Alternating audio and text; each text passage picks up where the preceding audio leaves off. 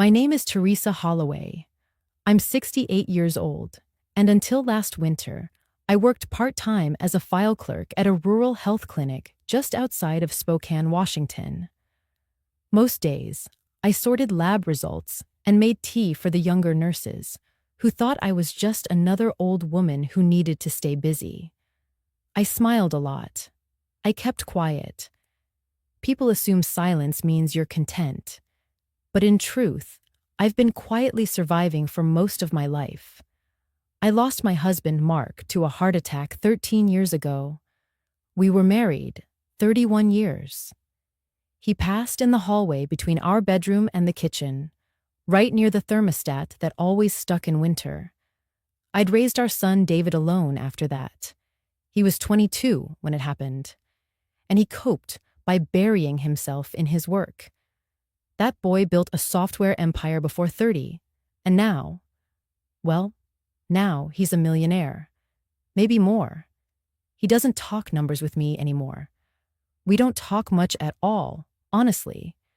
But every year, without fail, David comes home for Thanksgiving. Even after marrying Liana, the woman with designer handbags and a 100-watt smile, he always came back, though the visits became shorter, more transactional. Still, this year, I cooked everything. I cut coupons for weeks.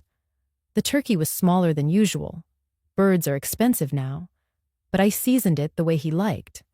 I even made the sweet potato casserole he used to ask for when he was 10, the one with toasted marshmallows. My tiny kitchen smelled like tradition. That mattered to me. And for once, he wasn't late. He walked in just as I was folding the linen napkins I bought on clearance last summer. "Mom," he said, kissing my cheek. "This smells amazing." Then came Liana, stepping through the door behind him. She was wearing cream-colored cashmere, the kind you don't cook in, hair perfect, lipstick like a magazine ad. She smiled at me and said, "Happy Thanksgiving, Teresa." Not Mom, just Teresa. I didn't correct her. We sat at the table. The dining room only fits 4, but I'd set out the good china, the ones I only ever used on anniversaries. I hadn't used them in years. We passed dishes, made polite conversation. Liana talked about their trip to Lisbon. David mentioned a new contract in Chicago. I nodded, smiled, refilled their wine. My knees ached from standing, but I was content just to have them here. Then, as I was pouring gravy into the ceramic bowl shaped like a pumpkin, David leaned back, looked at me across the table, and said, his voice warm, casual, "So, did you enjoy the lake house I gave you, Mom?" Time slowed. The ladle hovered over the bowl, gravy nearly spilling onto the tablecloth. I looked at him. "What house?" David blinked. "The lake house. You know, the one on Lake Harrington. I signed the deed over to you 2 years ago. It was supposed to be a birthday surprise." I felt the blood drain from my face. 2 years ago? I'd spent that birthday alone, eating canned soup because the power bill had come early. My car had broken down the week before. Still staring at him, I said it again, softer this time. "What house, David?" I didn't miss the way Liana's hand twitched, knocking her fork against the edge of her plate. She reached for her phone so fast it nearly tipped her wine glass. "Oh," she said, standing. "I just remembered. I need to confirm something for tomorrow's appointment. Excuse me." She walked out of the room with her phone pressed to her ear, but she wasn't talking. David looked confused. "Wait. Mom, what do you mean, what house?" "Lake Harrington. I bought it for you. You've always loved the water." I put the ladle down carefully and sat. My chest felt tight. "David," I said, keeping my voice calm, "I have no idea what you're talking about." I saw something shift behind his eyes. He glanced toward the kitchen where his wife had disappeared. "I had my assistant handle the paperwork," he said. "The deed, the maintenance payments, everything." I just stared at him. I never got a deed. I never got anything. The room fell silent. Tension thickened like the gravy cooling in the bowl. Then he stood. "Wait," he muttered, pulling out his phone. "That can't be right. I've been sending money every month." I didn't say anything. My eyes were fixed on the kitchen doorway. David looked at me again. $1,500 every month for 2 years. You haven't been getting it?" I shook my head once. I wasn't breathing properly. I wanted to scream, to cry, to accuse. But instead, I reached behind me and pulled something from the shelf. A small ceramic teacup, white, with a navy blue rim, cracked, glued back once, a long time ago. A gift from David when he was 8. It said in childish handwriting, "Best mom ever." I set it down in front of him. "You gave me this when you had nothing but allowance money. You meant it then." I looked at him, not angry, just steady. "You say you gave me a house, but I never got it. And now, I think I know why." That was the moment Liana walked back in. Her phone was still in her hand, but her face was pale. The mask she always wore, flawless, composed, was slipping. Finally. And David was about to see the truth. I became a widow when I was 43.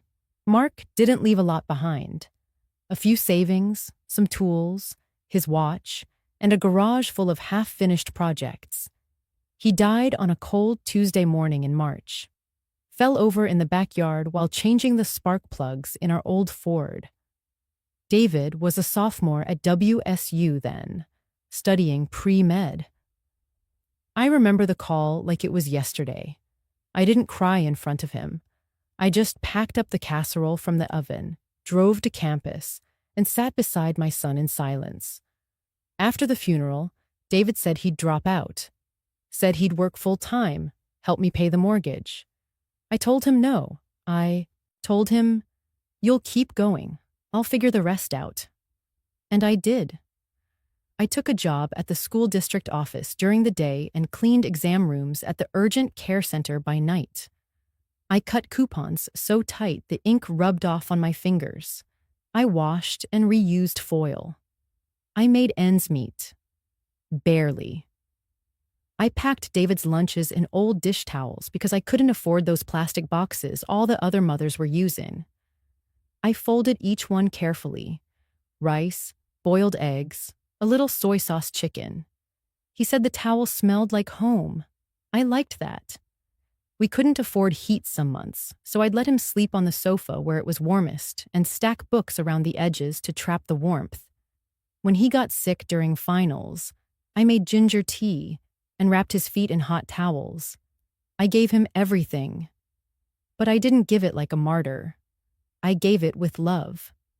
With a kind of quiet joy only a mother can understand. I remember once, he was 11, and I was washing dishes late at night. He came up behind me, wrapped his arms around my waist, and said, "When I grow up, I'm going to buy you a house by the lake, Mama. One with a porch and a rocking chair, so you don't ever have to do dishes again." I laughed then, not because it was funny, but because he said it like a vow.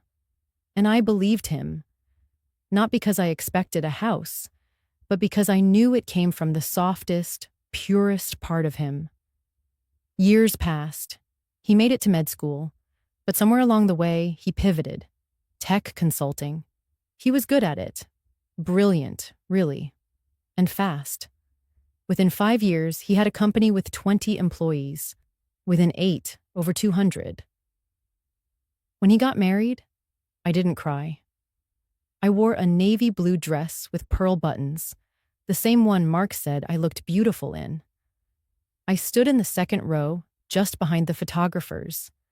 Liana was beautiful. I'll never deny that. a vision in white silk. She told me once that I reminded her of her grandmother, the tough but gentle type. I liked her at first, but after the wedding, things changed. David visited less. He said it was just business, new acquisitions, bigger clients. Liana always sent flowers on birthdays, bouquets so large they barely fit through my door. But the card never said love, just warm wishes from Liana and David. It's strange how you can feel a distance widen without anyone saying a word. It wasn't the lack of calls or the quiet holidays. It was the way they never asked. Never asked if the roof still leaked in the guest room. Never asked if the heater worked in winter. Never asked if I had enough to cover my prescriptions after the copay changes. There's a crack above the kitchen sink. A rain stain that looks like a map of a country no one's discovered. I look at it sometimes, tracing the edges with my eyes while waiting for the kettle to boil. That's where the wind whistles through in January. But I don't patch it anymore. Not because I've given up, but because it's familiar now. Like silence. Like being forgotten politely. Like the ache that sits in your chest when you realize you raised someone to be successful, and they succeeded in forgetting who they started with. But I didn't complain. I never picked up the phone to ask for help, because I remembered that little boy who once promised me a porch and a rocking chair. And somehow, I believed he hadn't changed. Not completely. I held on to that memory like a photograph I couldn't bear to fold. So when he said, "Did you enjoy the lake house I gave you?" I wasn't just hearing a lie. I was hearing the echo of a promise, twisted into something I didn't recognize. And in that moment, with the steam from the gravy still rising between us, I felt something inside me begin to unravel. But not in anger, in grief. Quiet, slow, private grief. For a bond I thought could never be undone. Because once, I was his whole world. I was his first home. And now, he thought I lived in a house by the lake that I'd never seen. David was still standing. His brow furrowed now. The confident calm he carried into every business deal was beginning to slip. I had it transferred into your name, he said again, as if repetition could make it more true. Lake Harrington, the white cottage with blue shutters. You always said you loved that lake. I stared at him. My hands were trembling beneath the tablecloth. No one told me about a house, David, I said slowly. I'm still living in the same duplex I've rented for the past 15 years. He looked at me, waiting for the punchline. But I had none. I mean, you didn't move in? No, I said. I've never even been to Lake Harrington. I didn't even know you bought property there. He looked genuinely confused, not defensive, not angry, just baffled. From across the table, Liana reached for her wine glass, her fingers clumsy on the stem. The ice in her posture was starting to melt. Her eyes darted toward the kitchen, as if considering another quick escape. She didn't say a word. She didn't need to. Not yet. I don't understand, David said, his voice growing quiet. I gave my assistant all the instructions. You were supposed to get the deed, the maintenance checks, everything. The what? I asked, though my throat was tight. $1,500 a month, he said, blinking. I've been sending it for 2 years. For maintenance, groceries, property taxes, just living expenses. I wanted you to be comfortable. I nearly dropped my spoon. $1,500 a month for 2 years. I had been living off instant oatmeal and dollar store aspirin. I'd pawned Mark's wedding band to pay for car repairs. I'd watered down milk.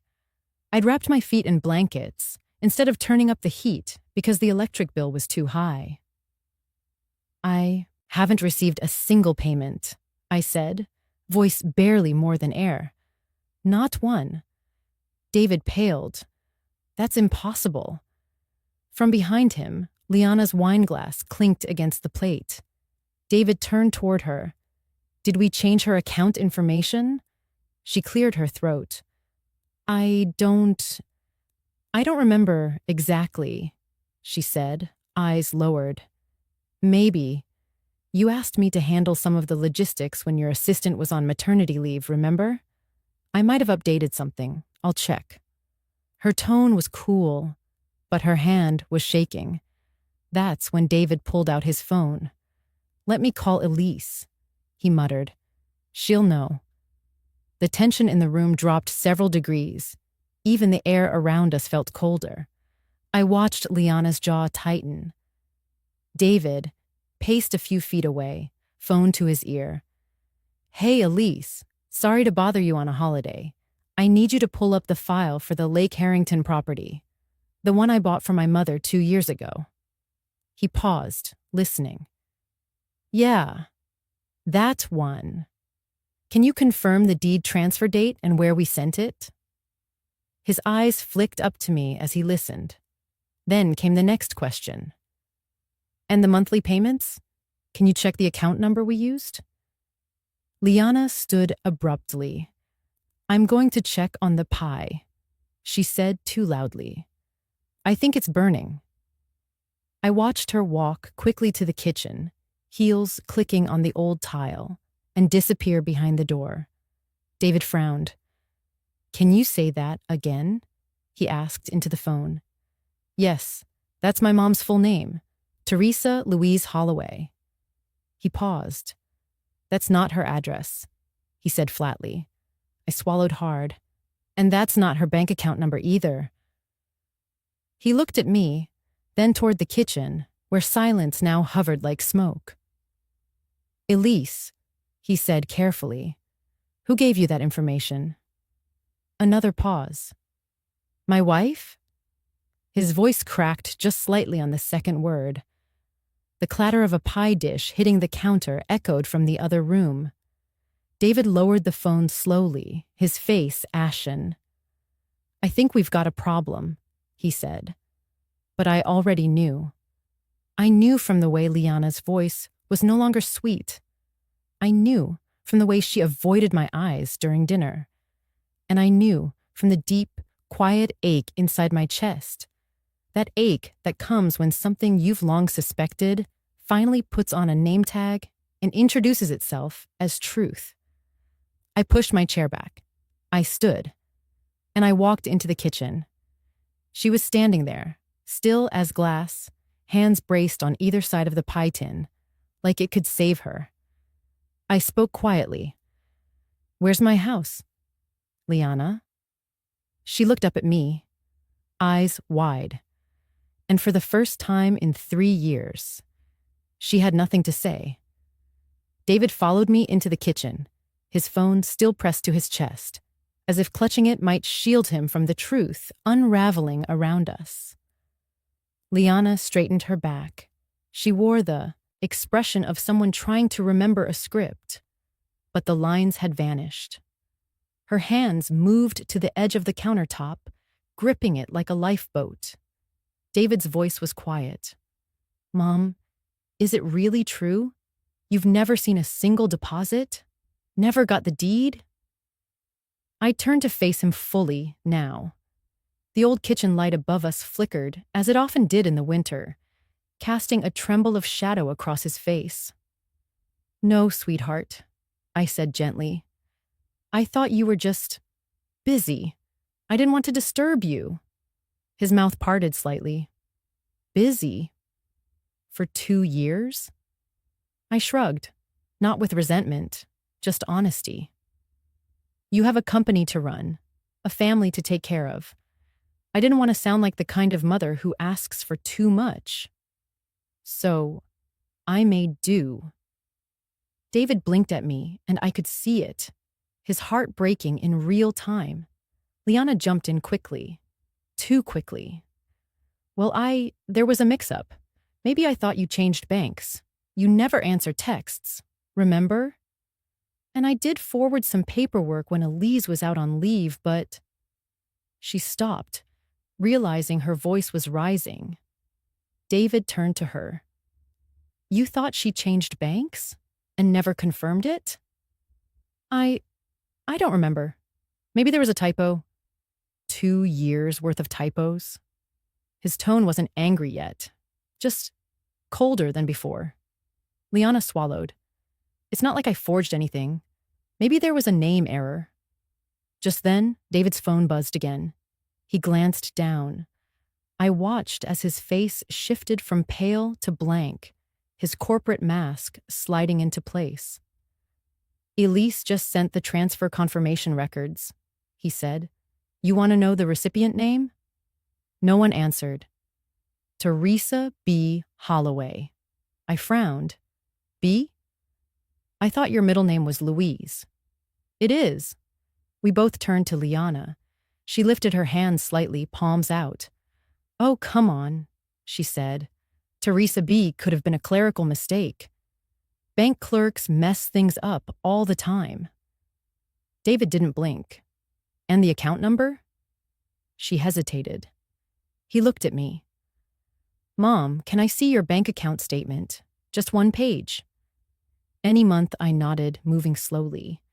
I opened the drawer by the fridge, the one with every bill and receipt I'd saved like breadcrumbs through my life. I handed him a paper printout from last March.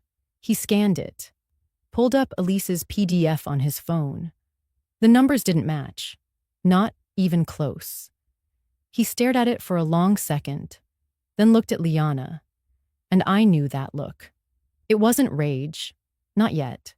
It was recognition of something sour that had been sitting in the house for years, but never smelled until now. Whose account is this? He asked her. I don't know, she said too loudly. Maybe someone at the title company messed up. Maybe Mom used a second account and forgot. She's older now. Her voice cracked slightly, reaching for condescension like it was a defense. I stepped in, not loudly, but with enough weight to draw both of them back. I don't need anything from you, Liana, I said calmly. I don't want the money. I don't want the house. I've never wanted more than what I had. I turned to my son. But I do want the truth. David looked between us, lips parted. This whole time, he whispered. Mom, I thought I gave you peace, a view of the water. I thought I was taking care of you. You were, I said gently. You tried. I just never saw it. The air hung heavy again. Liana opened her mouth, but no words came out. David finally spoke. Elise is checking who signed the deed paperwork, he said quietly. If it wasn't my mom, then someone forged it. The clink of the spoon in the pumpkin pie dish was the only sound after that. And Liana still didn't meet my eyes. We didn't finish dinner. The turkey sat untouched, the cranberry sauce still shaped like the can, the pie barely cut. The only thing that got carved that evening was the silence. David sat at the table, laptop open, glasses on, something he only ever wore when reading contracts. Liana stood in the doorway, arms crossed, her phone clenched tightly like it might crack under pressure. I stayed near the sink, watching, quiet. David typed fast. His inbox had thousands of emails, but he knew what to look for. Okay, he muttered. Here's the deed transfer confirmation from March 2 years ago, signed electronically by Teresa B. Holloway. He looked up at me. I shook my head. I've never signed anything, David. Not electronically, not on paper. And I've never been called Teresa B. in my life. He nodded slowly, almost absently, as he kept scrolling. Monthly payments started the same week, March 14th. $1,500 to account ending in 2481. Set up as a recurring transfer. I walked toward the table. That's not my account. He pulled up a bank statement. It says the mailing address for the recipient is 117 Maple Street, Unit 4B. I froze. Maple Street? I repeated. That's on the other side of town. I've never lived there. David tapped the screen. It's listed on all the forms as your updated residence. Even has your name on the mailbox photo, attached by the notary. Liana was breathing harder now. She tried to move around the table. Maybe that's a clerical thing. Maybe the title company confused two Teresas.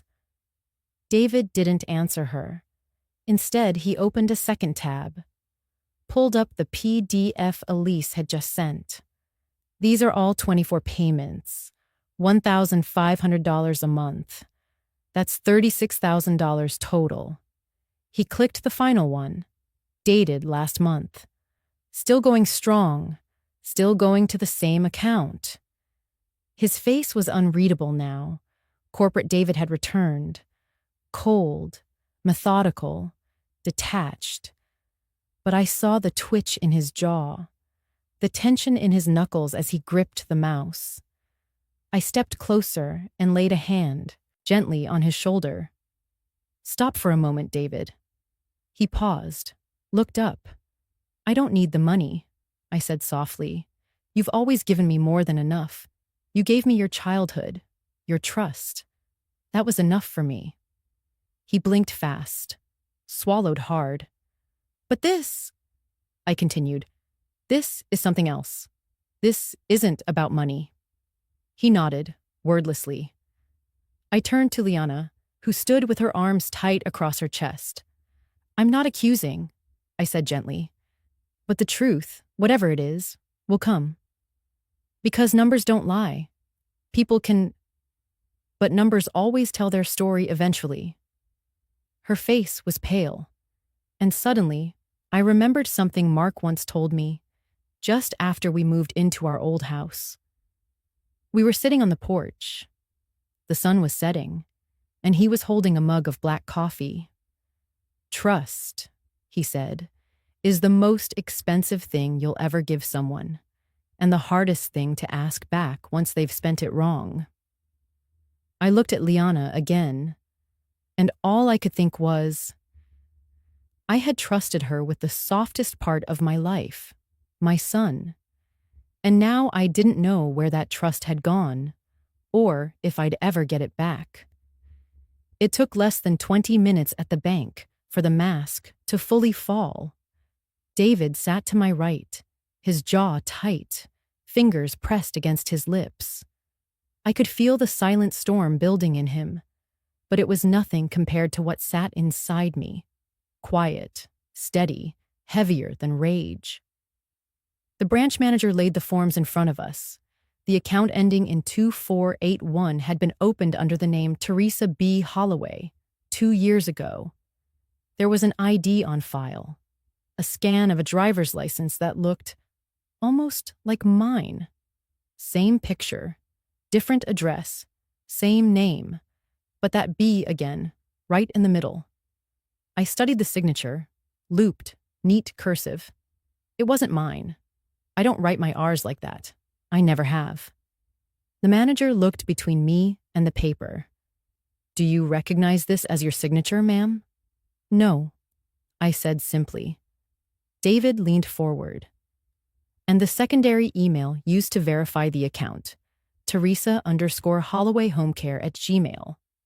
That's not hers either.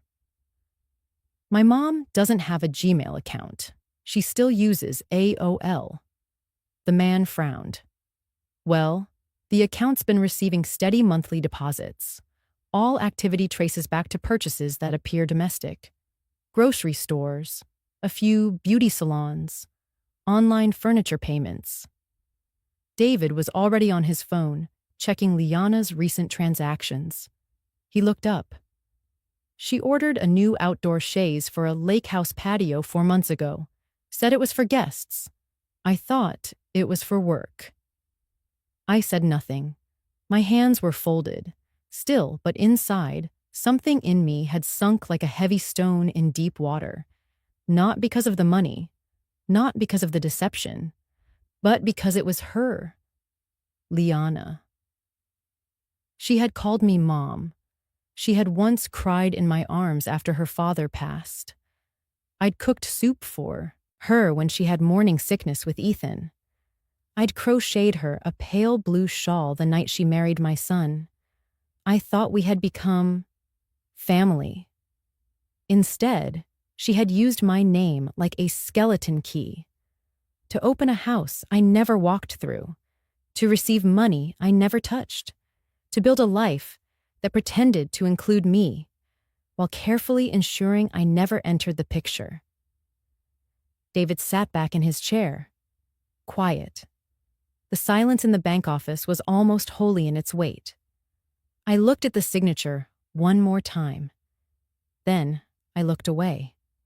Not because I couldn't bear it, but because I didn't need to see it again. I already knew what it meant. She signed away a life that was meant for me, I said softly, and she made sure I'd never even know it existed. The manager, unsure what to say, looked down awkwardly. David broke the silence. We need to escalate this. Fraud, forgery, identity theft. I reached for his hand, not to stop him, but to center him. I don't care about the prosecution, I said gently. That's your decision, not mine. He stared at me. What do you care about then, Mom? I took a breath. I'm not in pain because I lost money, I said quietly. I've lived on little before, and I can live on little again. I met his eyes. My own were glassy, but I refused to let the tears fall. I'm in pain, I whispered, because someone who once called me Mom took away something you gave me out of love. And they did it like it cost them nothing. David's face cracked then, just a hairline fracture, enough to see the boy underneath the man. I let go of his hand, and for the first time in my life, I realized sometimes heartbreak doesn't come with yelling. Sometimes it just signs your name where it doesn't belong and walks away with the life you never even got to live. We were back at the house before dinner had even gone cold. But the warmth was gone. From the food, from the walls, from the air between us. David sat across from Liana, arms folded, expression unreadable. Not cold. Not yet. But something had shut off behind his eyes, like someone had flipped a switch and drained the light. Liana was pacing in the living room, her voice thinner than I'd ever heard it. She kept glancing at me. But I didn't speak. David did. Just one question. Low. Why? She stopped pacing, turned slowly. Her lip trembled. And then finally, she cried. Not the dignified kind. Not the kind meant for sympathy. It was messy. Raw. A child's sob from inside an adult's face. I didn't mean for it to get this far, she said through broken breaths. I panicked. My parents, my mom, she got cancer, and Dad's insurance lapsed, and the hospital bills came in like waves. And we were going to lose their house. They've lived there for 40 years, David. 40. He blinked, unmoving. I didn't know what else to do, she continued. You were so busy. The house was just sitting there. I thought I'd borrow the payments, just for a while. I'd pay it back once the estate settled. I stayed silent. She looked at me, eyes red, pleading. I didn't mean to steal, Mom. I swear. I wasn't trying to hurt you. I watched her for a long moment. Then softly, I said, But you did steal, Liana. You didn't borrow. You didn't ask. You signed my name and took what wasn't yours. Her chin dropped. Her tears quickened. I thought you didn't care. You seemed fine in your little house and you never asked about the lake place. I interrupted, not sharply, just clearly. I didn't ask, I said, because I trusted you. The room went silent again. She sat down, head in hands. I'm sorry. I didn't think it would go this far. I really thought I could fix it before anyone noticed. David finally spoke again. Fix it how, Liana? Keep siphoning money until you feel better? You thought she didn't need it, so that made it okay? And that's when Liana said something that made the breath catch in my chest. But she doesn't need a lake house. She's fine. She's always fine. She clips coupons. She knits sweaters. She looked at me, voice rising. You never ask for anything. You act like nothing ever hurts you. So I thought it wouldn't matter. For the first time that night, I felt something rise in me. Not anger, not grief, something harder to name.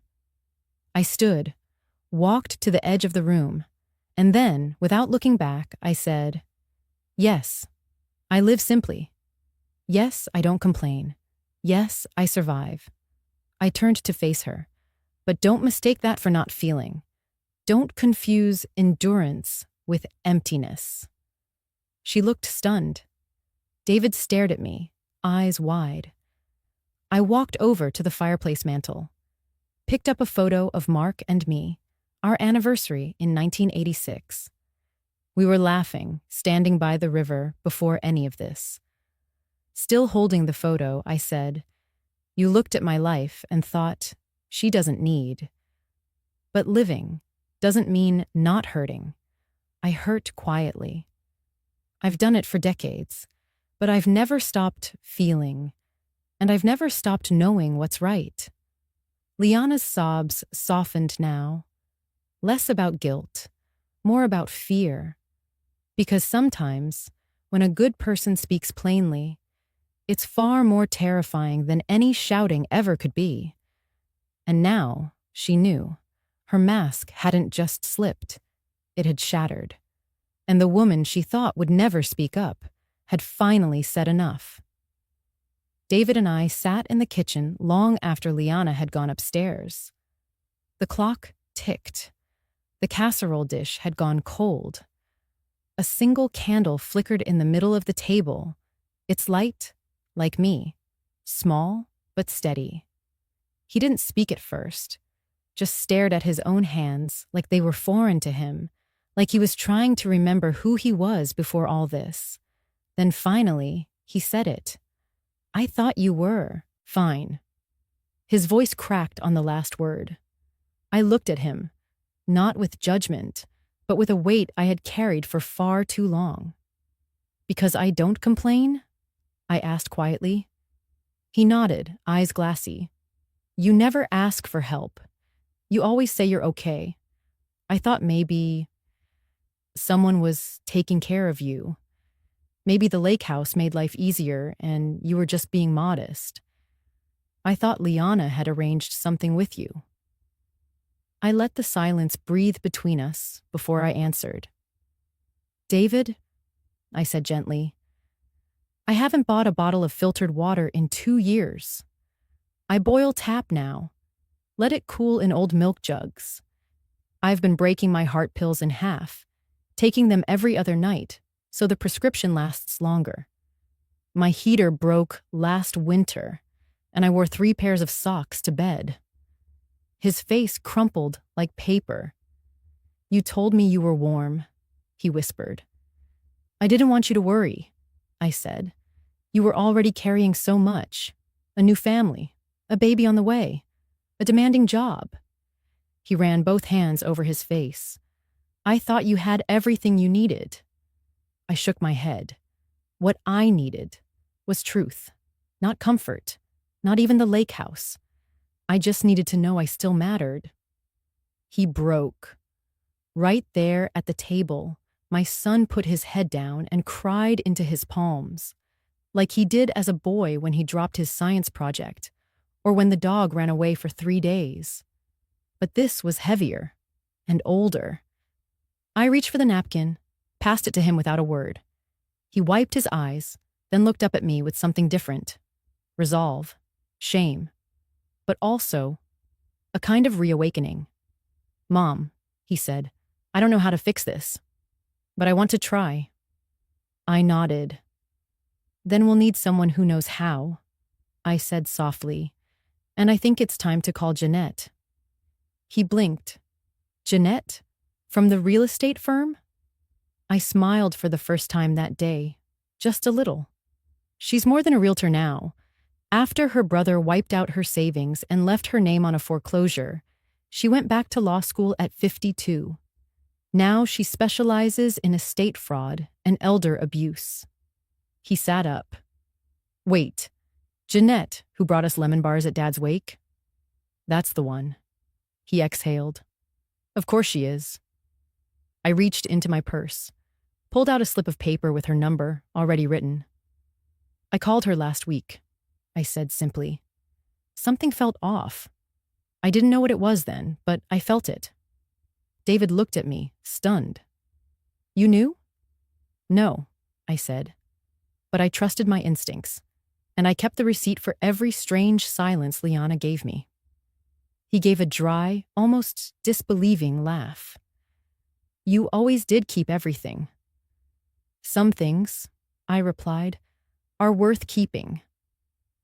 We didn't say anything for a long while after that, because sometimes, after truth finally finds its way out, the silence that follows can actually feel like breathing.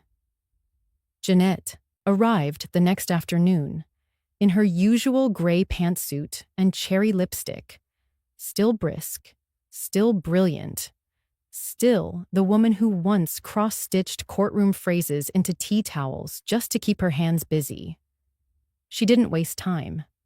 Within minutes, she'd unpacked a manila folder full of statements, tax transcripts, and account screenshots that David had forwarded.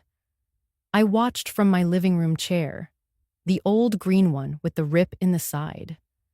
I didn't say much, just listened, took it all in, like I always do. She spoke without drama, but with that sharpness only women who've once lost everything can afford to speak with. She didn't just redirect the lake house payments, Jeanette said, tapping the files. She filed as your tax preparer for 2023 using TurboTax self-service. She claimed a disability credit in your name and directed the refund, $6,137, to a Wells Fargo account ending in 4228. David cursed under his breath. Jeanette didn't flinch. That account belongs to Liana. I stayed still. She also opened a City Platinum rewards card in your name 18 months ago, Jeanette added, charging over $4,000 at 2 designer furniture stores and a luxury bedding outlet, mostly deliveries to the lake house. David blinked. That must be the velvet headboard and the patio set. Possibly, Jeanette said, deadpan. She looked at me then, gently, but firmly. Teresa, in total, the confirmed fraud amounts to $43,140, not including the lake house value, which we estimate at $215,000. I nodded slowly. So, I murmured, nearly $250,000. Jeanette didn't answer, but her silence confirmed it. David leaned back, stunned. His hand brushed through his hair like he was trying to pull the shame off his scalp. I didn't cry, not this time. Instead, something in me settled, like a stone finding its place at the bottom of a stream. I looked at Jeanette. What are my options? She glanced at David before answering. You could press charges: elder financial abuse, fraud, identity theft, tax fraud, credit misuse. All would stand. You'd have a strong case. David opened his mouth to speak, but I raised a hand. Not yet, I said calmly. Jeanette nodded, as if expecting that answer. Then, she said, you can also file a civil claim, reclaim the title to the lake house, freeze the fraudulent card, file with the IRS to reverse the false tax return. That's the quiet route. Clean.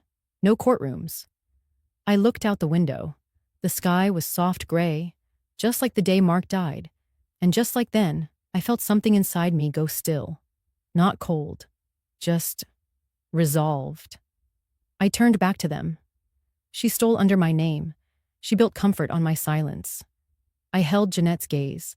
But it ends with me. Jeanette nodded. David swallowed hard. Mom, I'm so sorry. I didn't look at him just yet. My eyes were on a number Jeanette had written in the margin. $258,140. Number, that wasn't just a number. That was the price of trust. And now, it was also the price of reclaiming myself. It was colder by the lake, even though the sun was out, and the air shimmered on the water's surface like someone had sprinkled diamonds. David parked the car on the circular driveway of the Harrington Lake House, or what should have been my lake house. I stepped out slowly. My bones ached from the ride, but something else inside me was heavier than my knees. The house was breathtaking. Modern cedar and glass, a wraparound porch, planters overflowing with white begonias, the kind of home that looked like it had always belonged on the cover of a magazine. And yet, I felt nothing. No pride, no excitement, just a vast, echoing quiet in my chest. We walked up the path. David knocked. It wasn't Liana who answered. It was an older woman in a fleece robe, gentle eyes, face creased like a soft map. Behind her stood a man, same age, holding a bowl of grapes. They looked surprised, but not alarmed. Oh, she said politely, you must be the Holloways. David cleared his throat. Actually, I'm David Holloway. This is my mother, Teresa. The woman blinked. I'm sorry. Liana said this house was a gift. From you. Her husband added, we've been living here since her parents fell ill. She said it was safer, quieter for them. There was a long pause. I looked around, the blanket on the couch, the humming of the tea kettle, the photos on the wall that didn't belong to me. Everything in this house was beautiful. But none of it had my name, and none of it was given with truth. I took a breath. Then, as gently as I could, I said, no one can gift something built on deception, not even to family. The woman's eyes widened, but she didn't argue. There was something in my voice, I think, that told her I wasn't there to shout. I was there to end it. David spoke next, firmly, but not cruelly. We've reclaimed the deed. You'll have 30 days to relocate. I'll personally arrange for movers and short-term housing. The man nodded slowly. We understand. There was no scene, no shouting, no slamming of doors. Just two strangers realizing that the comfort they had built was never truly theirs, and choosing, quietly, to return it. We left them with dignity and silence. As we stood back outside, I looked at the lake again. It was still glistening, but it didn't feel like a reward. It felt like a gravestone for something I had once dreamed of, but no longer needed. David turned to me. I'll restore the property in your name, and we'll furnish it however you like. Make it a place you love. I looked at him, and for the first time, I smiled. Let's leave it empty for now, I said. Let it breathe again. Let it remember who it was meant for. He nodded. And, together, we walked away from the front steps. No keys were exchanged. No papers signed that day. Just a quiet reclaiming of something that had never been about the house. It had always been about the truth. And finally, it belonged to me again. The courtroom smelled like dry paper and stale coffee. Liana sat 3 benches ahead of me, her hair tied in a neat low bun, her blazer too crisp for someone claiming regret. She didn't turn around. Not once.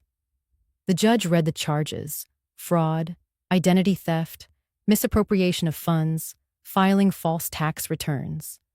David sat beside me, eyes forward, hands clenched on his knees. He didn't cry. Not anymore. He was far beyond tears now. Liana's lawyer pled for leniency. "She's a first-time offender," he said. She was under severe emotional and financial distress. Her parents' medical bills exceeded their insurance. She panicked. She never intended long-term harm. I heard the words. But they didn't land. Intentions are like shadows. They follow, but they don't carry weight. The judge was firm, but not cruel. Liana received 5 years of probation, restitution required, all $43,000 plus interest. The title of the lake house reverted to my name, officially. She would face mandatory financial counseling and be barred from opening credit in anyone else's name for a decade. It wasn't prison, but it was consequence. She looked at me once as she was leaving. Just once. Her eyes weren't angry, just hollow. As if even she no longer recognized the mask she had worn too long. David filed for divorce within the week. The press found the story. Doctor's wife, accused of stealing from his elderly mother. His clinic's PR team issued a statement. He stepped down temporarily. He needed space, they said. And that was true. He moved in with a friend, took long walks alone, ate dinner in silence. One night, as I folded the laundry in my modest little home, he came by unannounced, holding a basket of groceries and a face full of exhaustion. We sat in the kitchen again, like we did that Thanksgiving. Only this time, the candle was new, and so was the peace. He stared into his cup of chamomile tea and whispered, "I don't know who I am anymore." I reached across the table and touched his hand. "You're still the boy who brought me wildflowers after your first paycheck," I said. He looked at me, eyes wet. "You're still the man who built his life trying to honor his father." "But I let it happen, Mom. I let her do this to you." "No," I said firmly, yet softly. "You trusted. That's not the crime. That's human." He shook his head. But I stopped him with a glance. "Trusting wasn't your mistake, David. Choosing the wrong person was." He blinked, the truth landing slowly. "And what does that make me?" I smiled, not because it was funny, but because it was healing.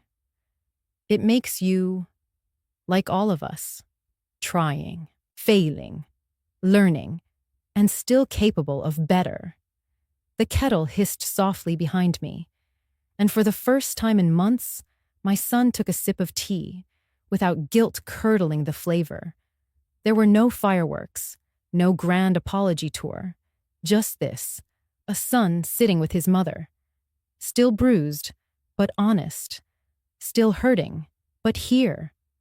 And sometimes being here, with open eyes and open hands, is the beginning of everything worth keeping. I moved into the lake house on the first day of spring. The morning air was crisp, but not cruel, and the lake shimmered like it had been waiting to exhale. There were no grand moving trucks, no fanfare, just me, and a single suitcase. I unpacked slowly, not because I had so much, but because I had enough. The lake house didn't feel like a reward. It felt like a return, not just to a place, but to a version of myself I had misplaced. That first morning, I brewed a pot of jasmine tea. Steam curled into the air like memory. I sat by the window in the sunroom, a thick knitted shawl over my shoulders. The lake looked peaceful, not flawless, but steady.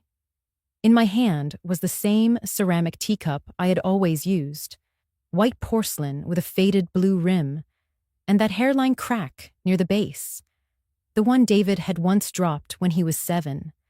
For years, I kept it hidden at the back of the cupboard. Not broken, just ashamed of its flaw. But on moving day, David brought it to me, carefully wrapped, and when I unwrapped it, I saw he had painted the crack with gold. "It's called kintsugi," he said softly, "the Japanese art of repairing with gold. The break becomes part of the beauty." I held the cup that morning, now lined with shimmering veins. It didn't just hold tea. It held every word I hadn't said, every birthday I'd smiled through, every night I'd skipped dinner so he could eat meat instead of noodles. Now I drank slowly, and not out of need, but out of peace. David visited often, not out of guilt anymore, but from a longing to rebuild without performance. He fixed the old swing outside, painted the porch railings, and every Sunday brought me lilies from the farmer's market. One afternoon, while we watched a bird land near the dock, he said, "You're different now." I smiled without turning my head. "No, son," I said. "I'm just visible again." He sat back, thoughtful. "You never used to speak up like this." "I did," I said.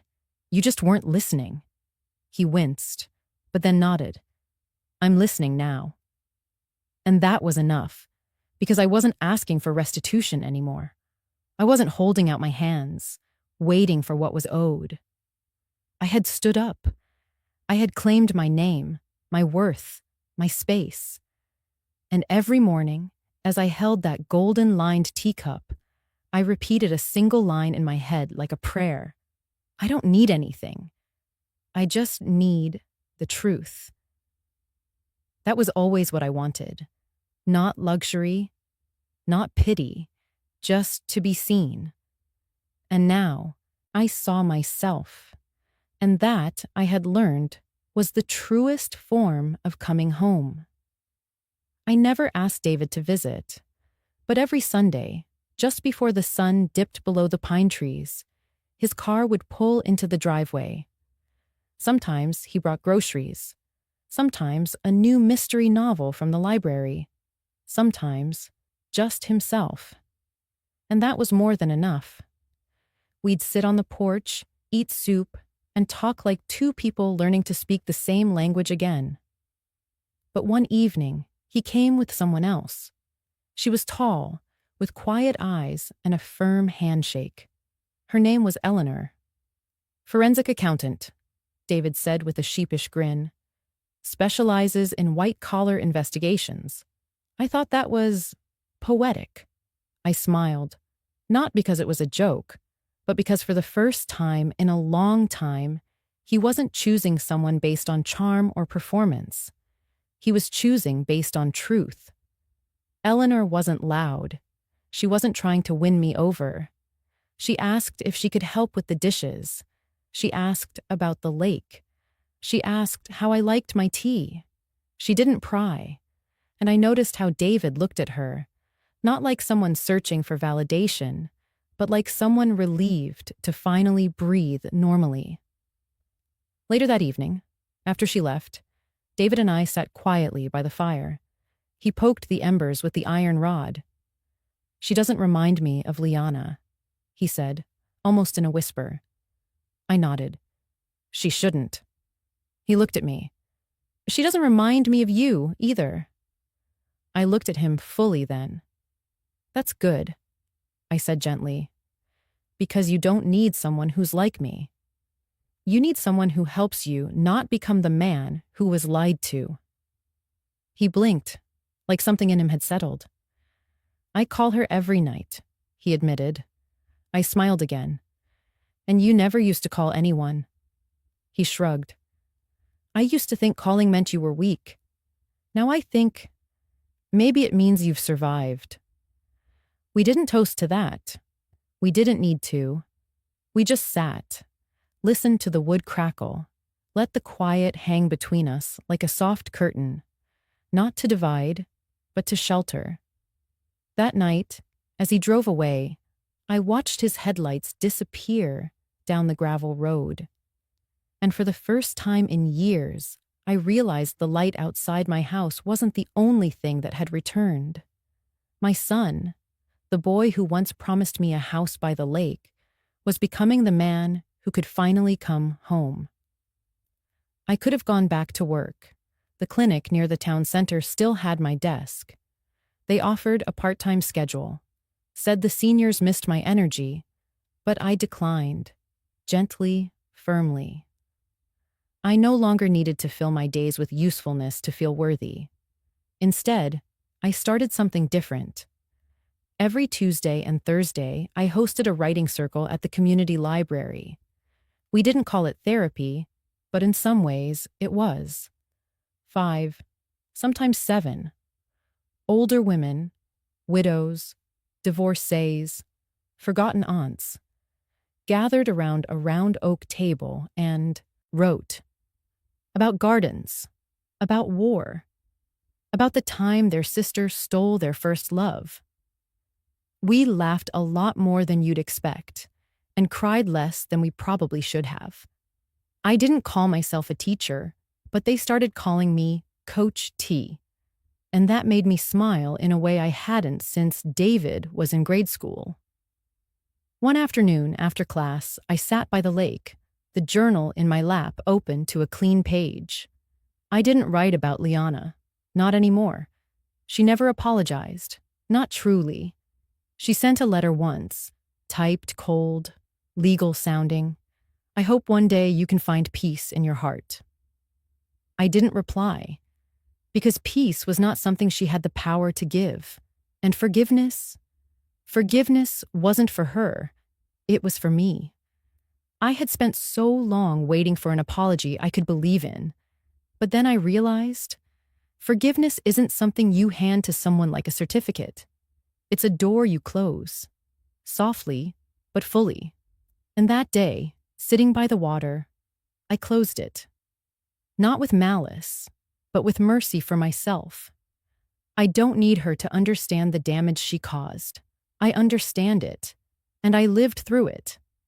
So I folded the letter, placed it in the back of my journal, not as a keepsake, but as proof that I had survived it without needing permission to move on. I poured a cup of tea into my cracked gold-lined cup, felt the steam warm my face. I breathed in and out. I was still here, older, wiser, softer in some places, sharper in others. I was not waiting for anyone to give me a place in their world anymore, because I had become a world of my own. And in that world, I was not just someone's mother or someone's mistake. I was home, to myself. And it turns out, that was the safest place I'd ever known. The lake is quiet at sunset, not silent. No, never silent, but calm, like the world has finally let out its breath after holding it all day. I sit on the back porch, same spot as always. The wooden chair creaks beneath me, just enough to remind me I'm still here. In my hands, a teacup. The same one, with the golden crack David painted. The same cup that once held tears, now holds nothing but warmth. I pour myself a fresh cup, not because I'm sad, but because this ritual, has become my definition of peace. People think healing is loud, that it looks like slamming doors or courtrooms or winning something in front of a crowd. But for me, it looked like this. A woman on a porch, alone, but not lonely, sipping tea from a cup that has been broken and made beautiful again. I've thought a lot about forgiveness. It's not a straight line. It doesn't come with a manual, and it certainly doesn't mean pretending nothing happened. Liana never said I'm sorry in a way that mattered, and maybe she never will, but I've stopped waiting. Because I realized forgiveness isn't for the one who wronged you. It's for the one who wakes up every day and chooses not to stay bitter. It's for me. And now, as the sun folds itself into the lake like an old story closing gently, I feel something settle inside me. Not closure, not revenge, but truth and peace. If you've listened this far, maybe you've known what it's like to give everything and be told, quietly, that it wasn't enough. Maybe someone has taken something from you, your place, your voice, your worth. And if they have, let me tell you something. The truth has a strange way of returning home. Slowly, quietly, but surely. Now I look into this lake, the one that reflects both past and future, and I ask you, whoever you are, wherever you are, do you think I was wrong to reclaim what was mine? Was I too cold, or just cold enough to finally feel warm again? Tell me what you would have done. Would you have forgiven? Would you have stayed quiet? Or would you have stood up, not with fists, but with your name? Because sometimes, all a woman really needs is a house she was promised, and the courage to step inside it and say, without shame or hesitation, I am home.